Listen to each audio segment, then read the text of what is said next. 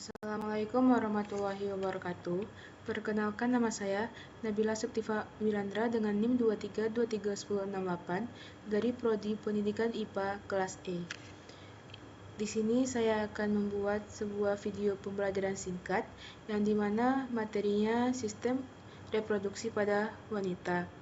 Pada mata kuliah ini dosen pengampunya yaitu Ibu Tuti Lestari SI, MSI. Baik, pada video pembelajaran kali ini saya akan membahas 4 pokok pembahasan, yang dimana satu ada organ reproduksi dan fungsinya, yang kedua ada proses terjadinya menstruasi dan hormon yang terlibat, ketiga ada proses fertilisasi dan hormon yang terlibat, dan keempat ada perkembangan embrio setelah terjadinya fertilisasi.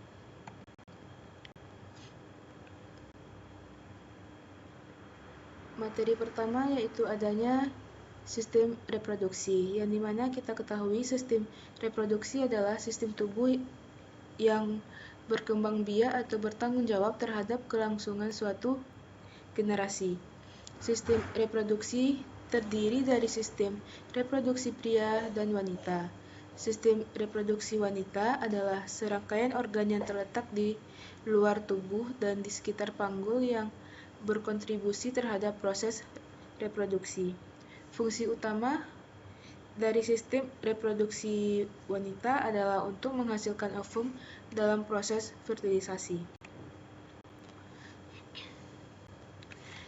Di sini ada organ reproduksi dan fungsinya, yang dimana di sini ada sepasang ovarium, ada sepasang tuba fallopi, ada serviks, uterus, dan vagina, yang dimana pada setiap bagian tersebut memiliki fungsi-fungsinya. Yang pertama ada ovarium, yaitu mengeluarkan hormon estrogen dan progesteron serta mengeluarkan telur setiap bulannya. Yang kedua ada tuba fallopi, yang dimana berfungsi untuk menyalurkan ovum dari ovarium menuju uterus. Yang ketiga ada uterus atau rahim, adalah suatu struktur otot yang cukup kuat. Bagian luarnya ditutupi oleh peritorium dan bagian dalamnya dilapisi oleh mukosa rahim.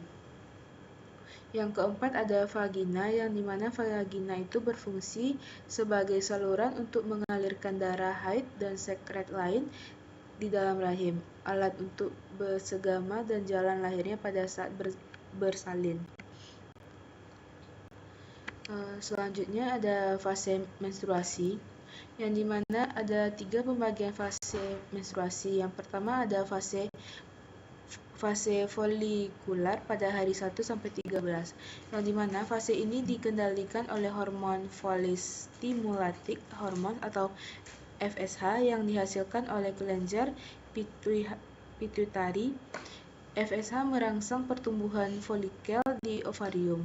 Masing-masing mengandung 1 sel telur. Folikel yang dominan akan menghasilkan hormon estrogen yang memicukan penebalan dinding rahim kembali sebagai persiapan untuk kemungkinan kehamilan. Selanjutnya ada fase ovulasi pada hari ke-14, yang dimana pada pertengahan siklus hormon luteinizing hormone atau LH meningkat tajam dan menyebabkan ovulasi. Ovulasi adalah pelepasan sel telur matang dari folikel di ovarium ke tuba fallopi, di mana ia siap untuk dibuahi oleh sperma. Selanjutnya ada fase luteal pada hari 15-28, di mana setelah ovulasi folikel kosong berubah menjadi corpus luteum dan mulai menghasilkan progesteron. Progesteron mempertahankan lapisan rahim yang sudah menebal. Jika tidak terjadi pembuahan, akan menyusut kadar progesteronnya, dan lapisan rahim mulai terlepas dan mulai kembali siklus menstruasinya. Di sini ada hormon yang terlibat saat wanita menstruasi dan dapat dilihat pada gambar yang ada di slide ini. yang dimana pertama ada hormon estrogen, yang dimana estrogen diproduksi terutama oleh ovarium, yang berperan dalam membangun dan menebalkan lapisan endometrium atau dinding rahim setelah menstruasi. Perubahan saat menstruasi yaitu kadar estrogen rendah pada awal menstruasi, kemudian mulai meningkat saat memasuki fase folikular atau sebelum ovulasi. Selanjutnya ada hormon progesteron, yang dimana diproduksi oleh korpus luteum atau struktur di ovarium setelah ovulasi, membantu mempersiapkan endometrium untuk mendukung kehamilan jika terjadi pembuahan. Perubahan saat menstruasi yaitu jika tidak ada pembuahan, kadar progesteron menurun drastis menjelang menstruasi, menyebabkan lapisan endometrium meluruh. Selanjutnya ada hormon luteinizing hormone atau LH, yang dimana merangsang ovulasi atau pelepasan sel telur dari ovarium. Perubahan saat menstruasi yaitu kadar LH sangat rendah selama menstruasi dan mulai meningkat menjelang ovulasi. Selanjutnya ada hormon follicle stimulating hormone atau FSH, yang dimana merangsang pertumbuhan folikel di ovarium yang mengandung sel telur. Perubahan saat menstruasi, kadar FSH mulai meningkat pada awal siklus menstruasi untuk mempersiapkan folikel barunya. Selanjutnya, materi proses fertilasi pada wanita. Di sini ada gambar yang proses fertilisasinya, di mana fertilisasi adalah proses panjang di mana dua sel yang berbeda dari satu sel telur dan sperma bergabung untuk menghasilkan zigot diploid yang totipotent, di mana zigot merupakan bentuk pertama kehidupan yang akan menghasilkan organisme baru. Fertilisasi juga merupakan urutan peristiwa molekuler terkoordinasi yang melibatkan penggabungan sperma dan sel telur, fusi fonukleat, dan pencampuran kromosom ibu dan ayah. Yang dimana di sini ada proses-proses fertilisasi. Yang pertama ada persiapan sperma, yang dimana kapasitasi spermatozoa dan reaksi akrosom merupakan tahap awal sebelum terjadinya fertilisasi. Hal ini merupakan tahap pematangan sperma. Kapasitasi merupakan langkah dari pematangan sperma. Sebagian besar proses ini terjadi dari perubahan akrosom agar dapat melepaskan enzim yang dibutuhkan untuk menembuskan zona pelusida. Zona pelusida merupakan cangkang glikoprotein yang mengelilingi oosit. Selanjutnya ada persiapan sel telur, yang dimana ovarium adalah organ reproduksi utama wanita yang mengandung sel-sel benih. Organ ini juga berfungsi sebagai organ endokrin, mensekresikan estrogen dan progesteron sebagai respon terhadap gonadotropin dan parakin. Dalam embrio, oogonia tidak tertutupi, tetapi setelah mengalami pembelahan mitotik dan pada akhir bulan ketiga, sel-sel ini tersusun dalam kelompok yang dikelilingi oleh satu lapisan sel gepeng yang dikenal sebagai sel folikular. Selanjutnya prosesnya yaitu ada penetrasi korona radiata, yang dimana ketika spermatozoa bertemu dengan oosit sekunder di ampula tuba uterina, spermatozoa akan berhadapan dengan korona radiata dan beberapa sisi lain dari cumulus oophorus yang merupakan lapisan terluar dari sel telur. Korona radiata merupakan lapisan yang sangat seluler dengan matriks antara sel yang terdiri dari protein dan karbohidrat berkonsentrasi tinggi, terutama pada asam hyaluronat. Berdasarkan penelitian, Kepala sperma memainkan peran utama dalam penetrasi korona radiata, tetapi gerakan aktif dari spermatozoa juga berperan penting pada korona radiata. Selanjutnya ada proses penempelan dan penetrasi zona pelusida, yang dimana jika spermatozoa sudah melakukan penetrasi korona radiata, maka selanjutnya spermatozoa akan mencapai zona pelusida atau ZP, yang dimana zona pelusida merupakan matriks glikoproteinase yang mengelilingi oosit. Zona pelusida memainkan peran penting dalam fertilisasi. Zona ini mempermudah dan mempertahankan pengikat sperma dan memicu reaksi akrosom.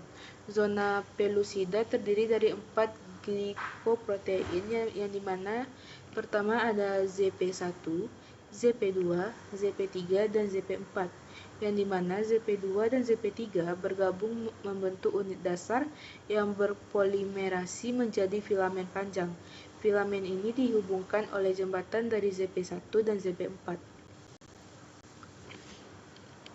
Selanjutnya yang berikutnya yaitu meiosis dan perkembangan pronukleus dalam sel telur, yang dimana setelah terjadi penetrasi sel telur oleh spermatozoa, inti sel telur yang terhenti pada metafase 2 akan menyelesaikan pembelahan terakhir dan melepaskan badan kutub kedua ke dalam ruang perivitelina. Membran pronukleor yang berasal dari retikulum endoplasma telur akan terbentuk di sekitar bahan kromosom betina. Suatu faktor dari sitoplasma akan mengendalikan pertumbuhan pronukleus betina dan jantan. Hormon-hormon yang bekerja pada fertilisasi. Yang pertama ada hormon yang mengatur ovulasi, yang dimana ada follicle-stimulating hormone, yang dimana kelenjar pituitari di otak merangsang perkembangan folikel di ovarium. Folikel ini berisi sel telur yang belum matang. Yang kedua ada luteinizing hormone atau LH, yang dimana diproduksi oleh kelenjar pituitari memicu pelepasan sel telur matang dari folikel atau ovulasi. Puncak LH terjadi sekitar pertengahan siklus menstruasi, hari ke-14 dalam siklus 28 hari. Yang ketiga ada estrogen, yang dimana diproduksi oleh folikel yang sedang berkembang di ovarium, meningkatkan ketebalan endometrium atau lapisan rahim, dan mempersiapkan tubuh untuk kemungkinan implantasi. Dan ada progesteron, yang dimana diproduksi oleh korpus luteum atau sisa folikel setelah ovulasi, di mana lapisan ini menjaga lapisan endometrium agar tetap siap mendukung implantasi embrio. Yang kedua ada hormon saat pembuahan, yang dimana ada human chorionic gonadotropin atau HCG, yang dimana diproduksi oleh embrio setelah fertilisasi dan implantasi. HCG mencegah degenerasi korpus luteum sehingga progesteron tetap diproduksi untuk mendukung kehamilan. Kadar HCG yang meningkat digunakan dalam tes kehamilan. Yang ketiga ada hormon yang mendukung implantasi, yang dimana ada progesteron, yang dimana tetap dominan setelah pembuahan, mendukung lingkungan rahim agar kondusif bagi implantasi dan perkembangan embrio. Dan ada estrogen, yang dimana berperan dalam memperkuat pembuluh darah di lapisan rahim untuk memberi nutrisi pada embrio. Selanjutnya ada materi perkembangan embrio setelah terjadinya fertilisasi, di mana di sini ada gambar perkembangan janin embrio, yang dimana setelah fertilisasi atau pembuahan, yaitu penyatuan sel sperma dan sel telur, embrio mulai berkembang melalui serangkaian tahap yang kompleks. Setelah fertilisasi, zigot mulai mengalami pembelahan mitosis yang sangat cepat, yang dimana di sini ada proses-proses pembentukan embrio. Yang pertama ada pembentukan zigot atau fertilisasi, yang dimana pembentukan zigot adalah tahap awal dalam proses reproduksi manusia yang terjadi setelah fertilisasi, yaitu penyatuan sel sperma dengan sel telur atau ovum. Proses ini berlangsung di ampula tuba falopi, bagian tengah dari saluran tuba falopi. Zigot adalah awal dari kehidupan baru yang membawa kombinasi unik genetik dari kedua orang tua. Proses pembentukan zigot ini menjadi landasan bagi perkembangan embrio dan kehamilan. Yang kedua ada pembelahan zigot atau cleavage, yang dimana proses mitosis yang terjadi setelah fertilisasi, di mana zigot yang terbentuk mengalami serangkaian pembelahan sel untuk menghasilkan sejumlah besar sel yang lebih kecil tanpa meningkatkan ukuran keseluruhannya. Cleavage adalah langkah pertama dalam membangun tubuh embrio. Tahapan ini memastikan pembentukan banyak sel yang akan diferensiasi untuk membentuk jaringan dan organ pada tahap perkembangan berikutnya. Yang ketiga ada pembentukan blastokista atau blastoksi, yang dimana pembentukan blastokista adalah tahap penting dalam perkembangan embrio manusia yang terjadi setelah pembelahan zigot, yang dimana pada tahap ini struktur morula atau bola sel padat berkembang menjadi blastokista, yaitu struktur embrio yang siap untuk diimplantasi di dinding rahim. Yang keempat ada implantasi atau hari 6-7, di mana trofoblast mulai menembus endometrium dan menghasilkan hormon HCG yang membantu mempertahankan kehamilan. Setelah implantasi, blastokista mendapatkan nutrisi dari pembuluh darah rahim. Yang kelima ada perkembangan embrio minggu 2-3 atau disebut dengan gastrulasi, yang dimana diferensiasi lapisan sel-sel embrioblast membentuk 3 lapisan germinal. Yang pertama ada ektoderm, yang dimana akan menjadi kulit, sistem saraf, rambut, dan kuku. Yang kedua ada mesoderm, yang dimana akan menjadi otot, tulang, darah, jantung, dan ginjal. Dan yang ketiga ada endoderm, yang dimana akan menjadi sistem pencernaan paru-paru dan organ dalam lainnya. Yang keenam ada pembentukan organ atau organogenisme atau minggu 4-8, di mana minggu keempat jantung mulai berdetak, tabung saraf berkembang menjadi otak dan sumsum tulang belakang. Minggu ke-5-6 anggota tubuh mulai terbentuk termasuk lengan dan kaki. Pada minggu ke-7-8 ada wajah, mata, telinga, dan organ reproduksi mulai berkembang. Dan yang terakhir ada embrio menjadi fetus atau minggu 9 dan seterusnya, di mana setelah minggu ke-8 embrio disebut dengan fetus, di mana semua organ utama telah terbentuk dan periode berikutnya difokuskan pada pertumbuhan dan pematangan organ. Baiklah, sekian video pembelajaran singkat yang dapat saya sampaikan. Apabila ada kesalahan materi atau kekurangan materi, saya mohon maaf. Dan apabila saya ada kesalahan dalam pengucapan kata dan kalimat pun saya mohon maaf. Saya akhiri dengan Assalamualaikum warahmatullahi wabarakatuh.